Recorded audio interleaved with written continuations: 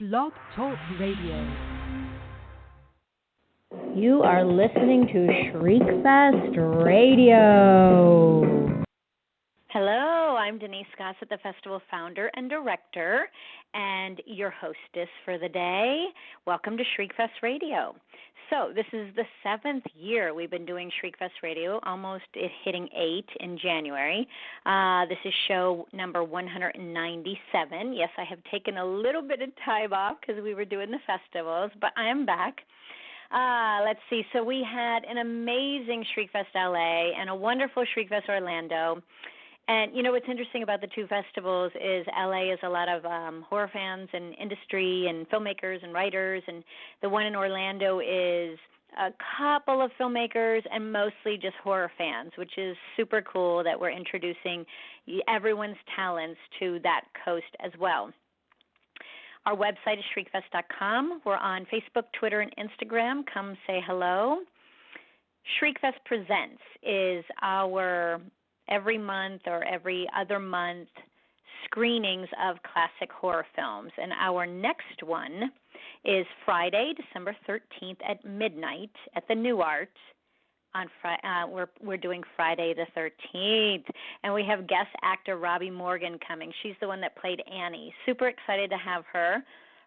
We have a newsletter. You can sign up for it on our website. Our call-in number today, if you have a question for myself or my guest, is 516-531-9858. We have not opened call yet. I'm forcing myself to take a little break. I know I've been getting lots of emails requesting it, but I'm going to take a little break. It should be soon, though, I promise. Let's see. I am super excited to have my guest on the show. He is an award-winning filmmaker, and he won the 2019 Best Horror Short Film in Shriekfest this year for OverKill. His name is Alex Montilla, and he is a writer, director, actor, editor. He's even a backup dancer, and we're going to find out all about this. Alex, I want to welcome you to Shriekfest Radio. Hi, how are you? I'm good. How are you? I'm doing very well. Yes, backup dancer extraordinaire right here. I want to hear all about that. Tell me, how did that come about?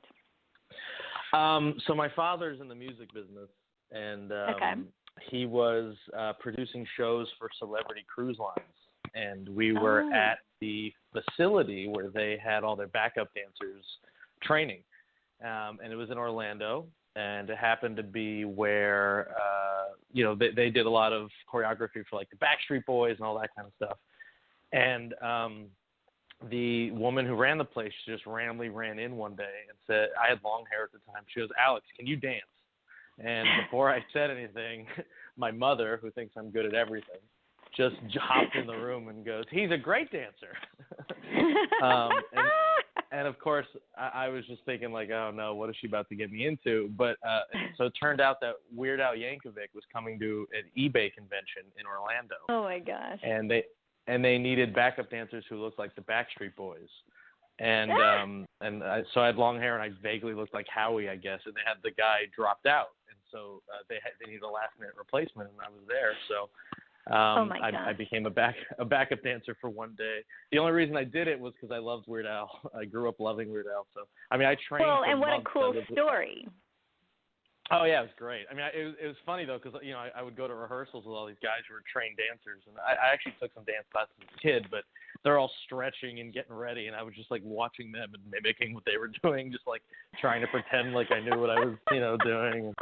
But yeah, it was a great show, and I got to hang out with Weird Al, and I have a cool story now. Do you have video of that?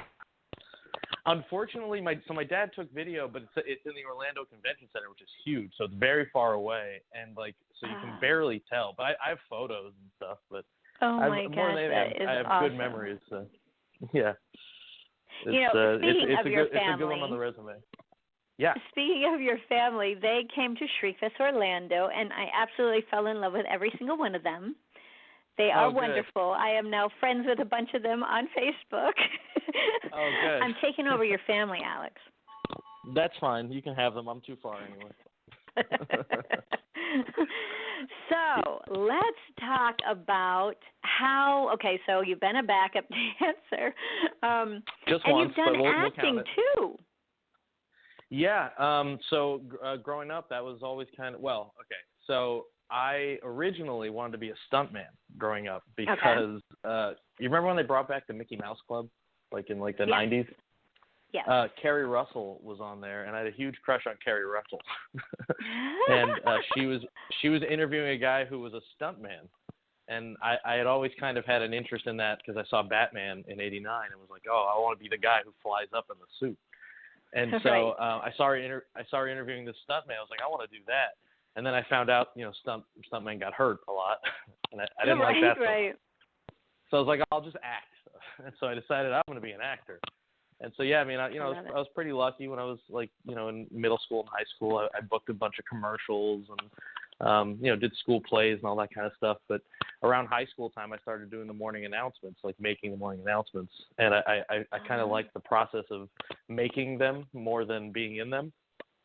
So I started kind of making them like short films. Like we did actually like a Blair Witch kind of style thing for like our last announcements thing. It was funny to try to think of a way to organically, tell kids about what they have to do for the next week while, making a horror movie.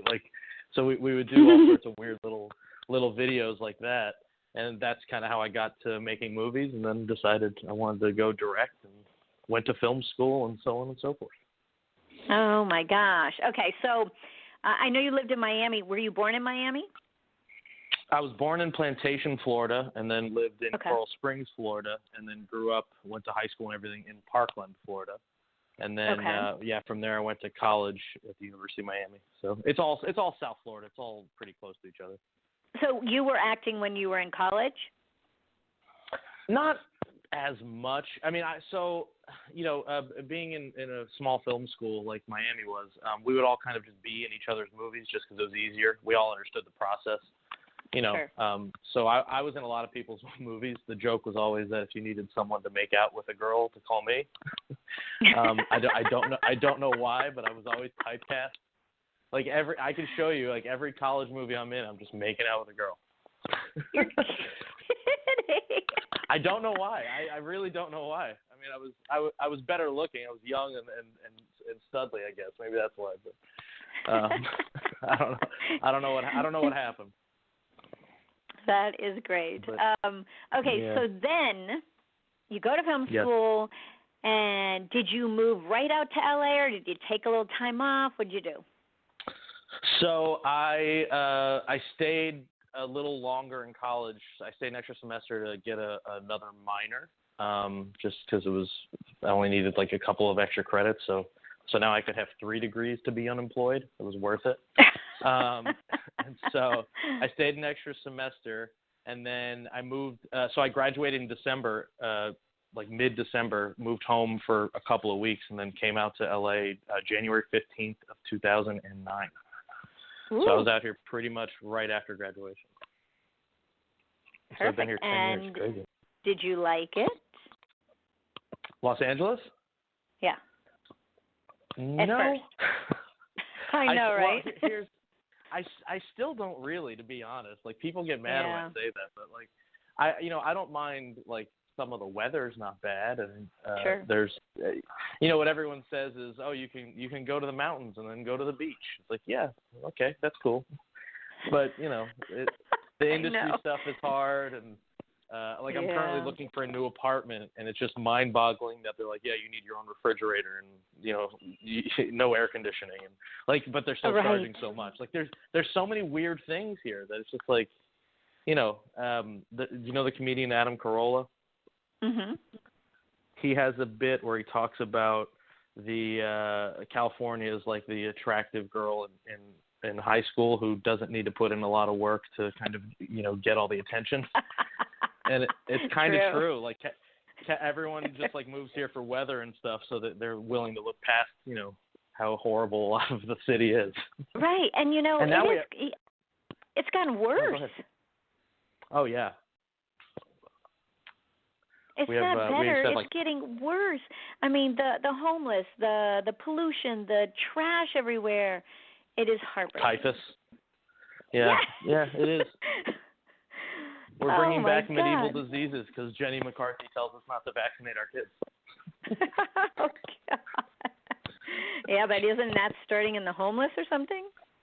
Yeah. It's I know this very well because unfortunately the reason I'm moving out of my apartment is because it was like infested with rats. The rats get into all the let's just call it biological material that the homeless people are leaving behind. Oh, good Lord. And they get infected with mites, which get on people's pets and then infect people. So we're getting all these medieval diseases. It's crazy, but hey, California, come live here. It's a place to be. Yeah, it's a place to be. Okay, so you have quite a large IMDb. I mean, like I said in the intro, you've acted, you've edited, directed, produced, wrote, visual effects, composed. It's crazy. Yeah. You are a busy guy. So what was your first? Either that or what? Crazy? No, I was just gonna say either that or I just I'm a micromanager and I don't hire other people when I should. I don't delegate well. Well, that's kind of me too. Yeah, it's not good. Yeah. But in some ways it is good because it's getting done and it's getting done when you want it done and all of that. Yeah, and for free. Right, exactly. So what was your first film that you worked on? Not necessarily directed, but worked on. Sure. Like of my own or just in general? Yes, of your own. Of my own. So, I did, like I said, I did all those morning announcements, which, that's not like for an outside audience or anything, but that was kind of where I learned how to do everything. Cool. And then when I got to college, I made a short kind of thriller with some friends. We had to do it as a project for a class, and we shot it on film. We were actually the last class to shoot on film. Oh, my gosh. Which is interesting. Literally the first day I got to school, I saw them moving out the moviolas, like the editing. I saw them they just put them outside, and they even had a sign on one that said take me. And I thought about just taking it. Yeah, I really kind of wanted it. I just didn't have any room for it, but right. But yeah, I mean, we never edited on film, but we were the last kind of class that, for our freshman films, we were shooting on the Bolex 8mm and all that. And we went and made a little movie, and the whole last reel of our movie got ruined because we overexposed it. Oh, no. And so I had to re-edit the whole thing to kind of make sense. And yeah, my mom was in that movie too. Really? I try to put her in everything. I love it. Now, okay, let's talk about OverKill because it's so awesome and so fun. And if I remember correctly, it was your brother Jason's idea, or kind of a concept idea?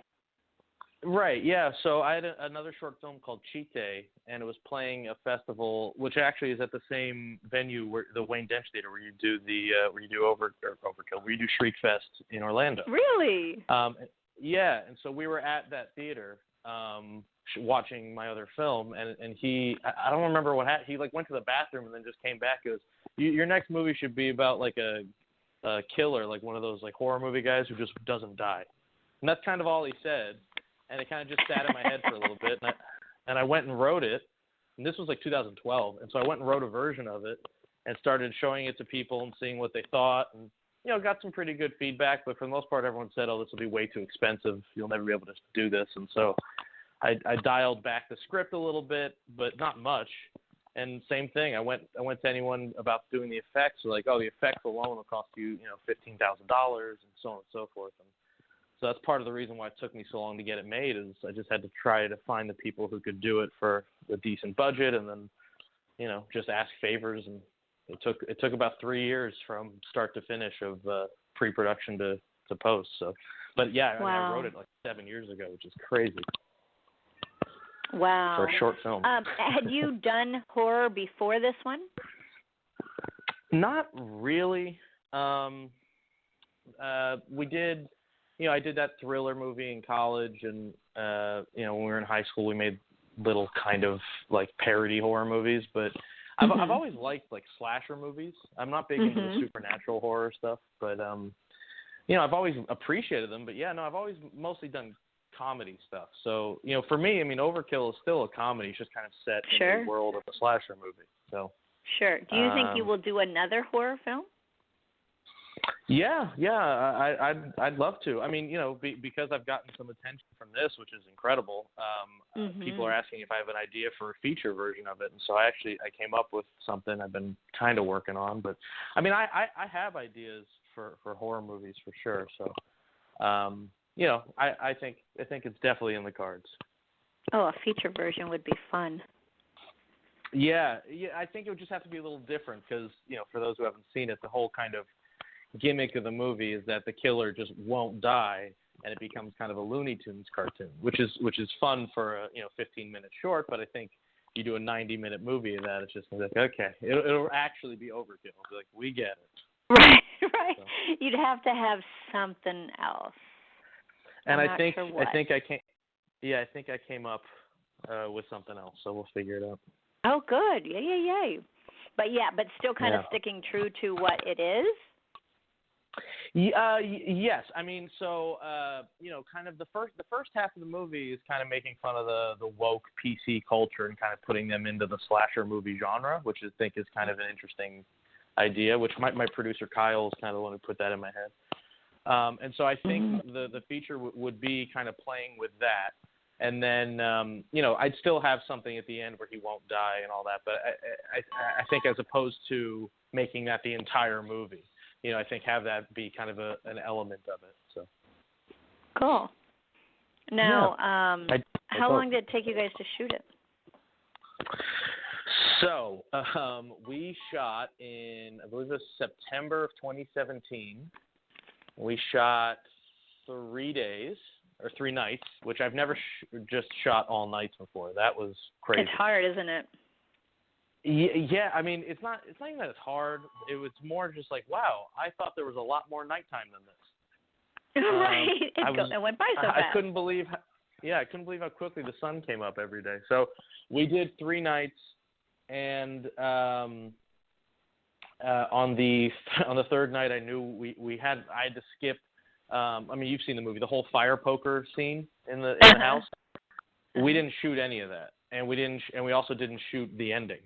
And so I just like broke down in tears, thinking like, well, this will never work. I just wasted all my money because I for the most part self-financed. I didn't feel like bothering people on Kickstarter or anything like that. So sure. I just saved up money and did that for the most part. I got some help a little bit, but so then, everyone saw me just sitting there crying in the middle of this house shooting.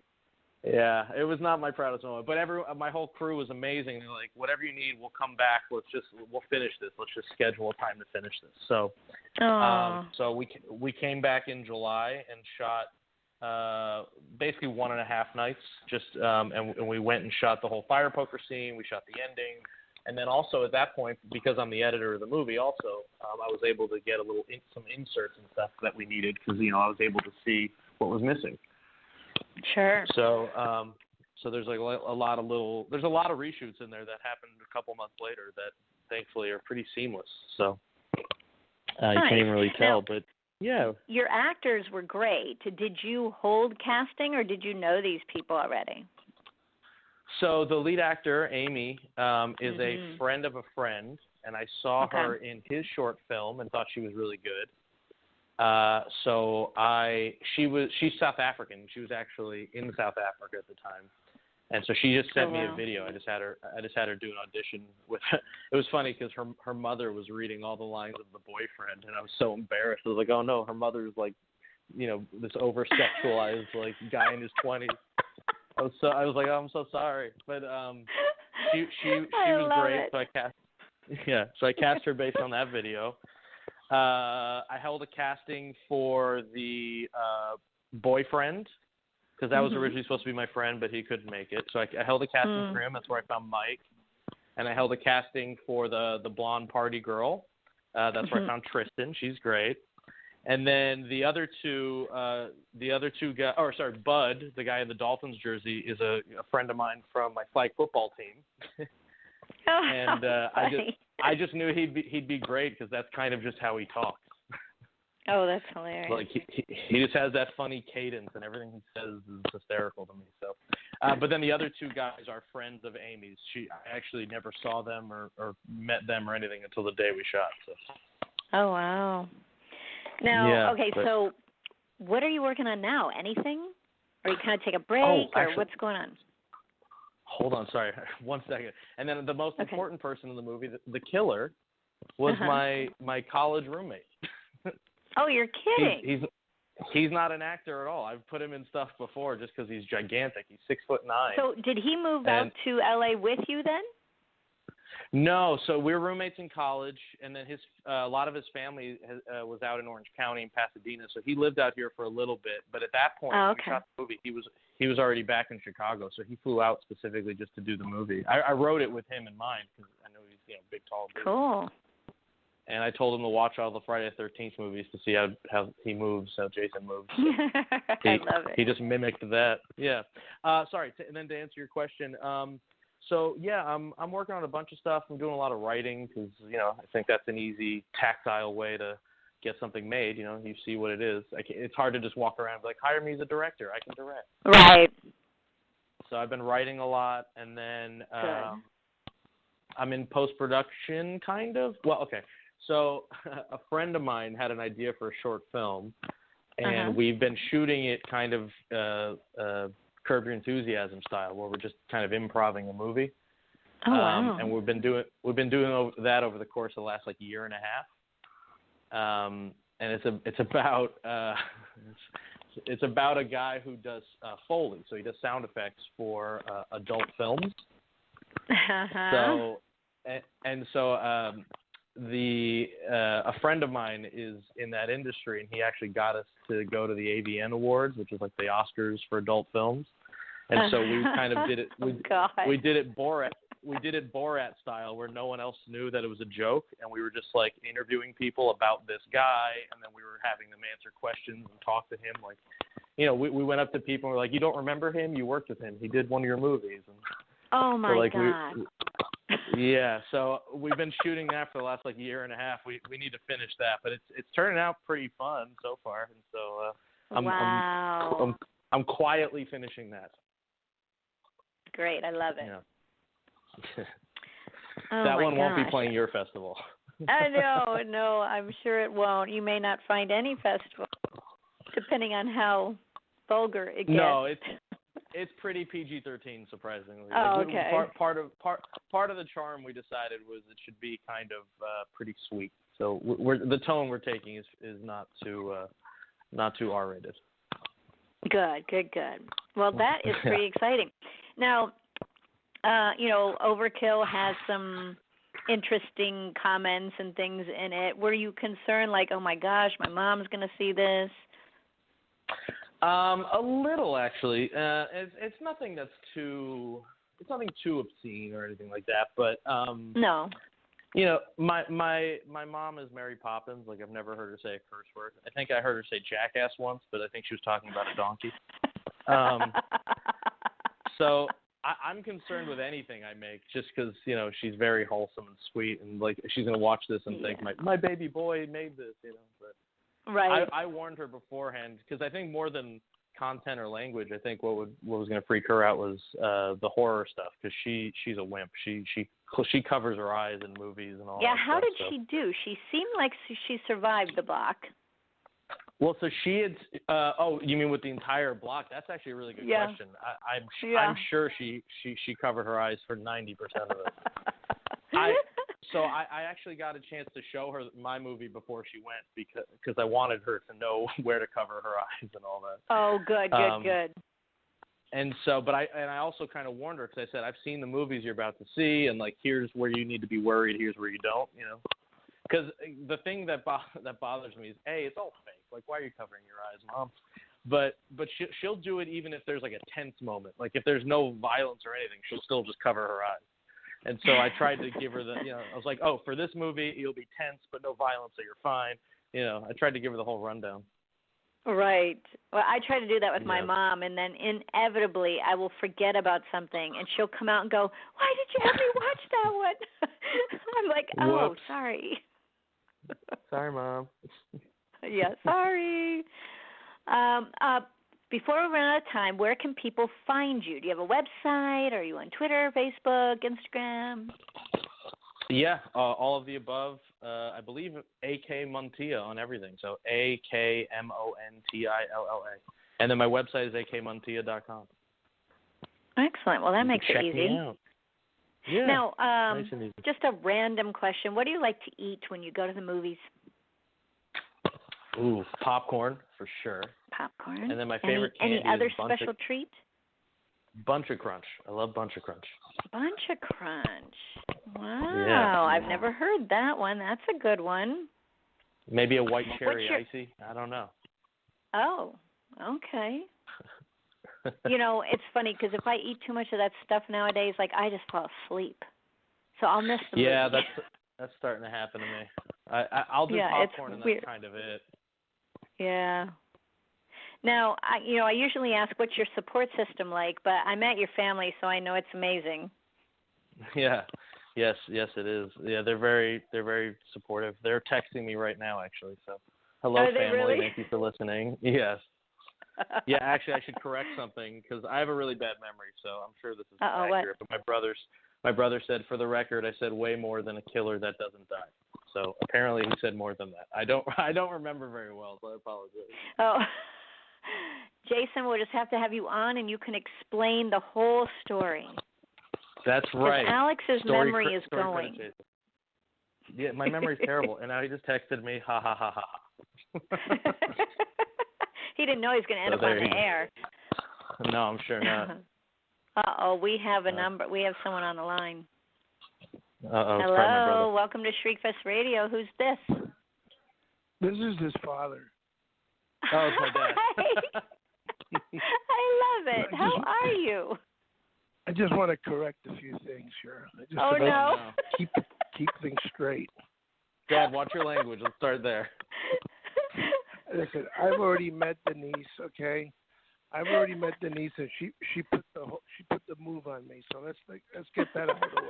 Right Okay, now I need to correct some things. Yeah.